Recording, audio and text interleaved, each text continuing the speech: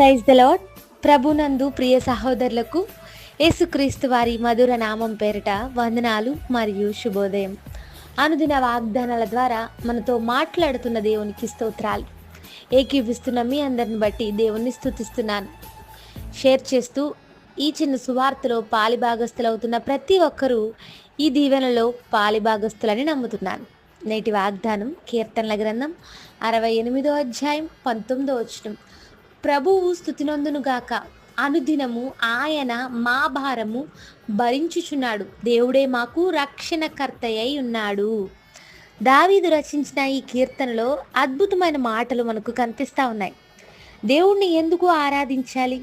ఆయన మన పట్ల ఎలాంటి బాధ్యతను ప్రేమను కలిగి ఉన్నాడు అని అంటే, అనుదినము ఆయన మన భారమును భరించుచున్నాడు.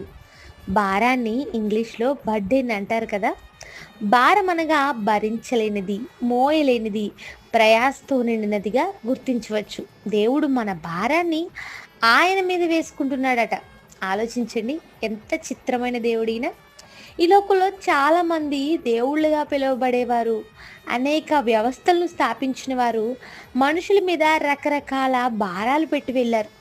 నువ్వు ఇది చేయాలి, ఇలా ఉండాలి, ఫలానాది సమర్పించాలి, అప్పుడే విశ్రాంతి, రక్షణ, మోక్షం, మీకు ఉదయాన్నే తపజపాలు ఆచరించాలి అని కఠినమైన ఆంక్షలు పెట్టి ఎందరో జీవితాలను ఛాదస్తుల్లోనికి, మూఢనమ్మకాల్లోనికి నెట్టివేసిన వారు లేకపోలేదు. కానీ యేసుప్రభు వారు ఈ లోకానికి వచ్చి మనిషి మీద ఏ భారము పెట్టలేదు, కానీ మనుషులందరి భారములు ఆయన మీద వేసుకున్నాడు. ఇది నిజమైన గొప్పతనం. అనుదినము ఆయన మన భారాన్ని భరిస్తున్నాడు. యేసుప్రభు వారు శిలువ మీద మరణించినప్పుడు మనుషులందరి పాప భారము ఆయన మీద మోపబడింది. ఆయన దాన్ని భరించారు. శిలువను మోస్తున్నారు అంటే కేవలం 80 కేజీల బరువున్న ఒక చెక్క సిలువను మాత్రమే కాదు, కానీ ప్రభువు మోసింది మనుషులందరి పాప భారాన్ని. ఆయన తప్ప ఎవ్వరూ మనిషి పాపాన్ని మోయలేదు. ఇంకా చెప్పాలంటే ఎవరి పాపాలు వారే మోసుకోలేరు. కానీ ప్రభువు మనందరి పాపాలు సిలువలో మోసారు, సిలువగా భరించారు. అంత మాత్రమే కాదు, ప్రభువుని అంగీకరించిన తర్వాత కూడా ప్రతిరోజు మనం జీవన ప్రయాణంలో చేయవలసిన వారమై ఉన్నాం. జీవన ప్రయాణంలో ప్రయాసలతో పరిగెడుతున్న వారమై ఉన్నాం. చదువుకునేవారు, ఉద్యోగాలు చేసేవారు, వ్యాపారాలు చేసేవారు, అనారోగ్యాలతో పోరాడేవారు, భవిష్యత్ కోసం ప్రయత్నించేవారు. ఎన్నో పోరాటాలు, ఎన్నో ఆరాటాలు మనిషి జీవితంలో నిరంతరం ఉంటూనే ఉన్నాయి. ప్రతి మనిషి ఏదో ఒక భారాన్ని భరిస్తూనే రోజులు గడుపుతున్నాడు. భారంతో మనిషి మూలుగుతున్నాడని బైబిల్లో రాయబడింది. అయితే ఈ భారం ఎవరు తీర్చగలరు, ఎవరు మోయగలరు అంటే, ఎప్పుడైతే మనం ప్రభు సన్నిధిలో మన భారాలను ఆయనకు అప్పగిస్తామో, ఆయనపై ఆధారపడతామో, ఆయన వాటిని మోస్తున్నాడు, భరిస్తున్నాడు.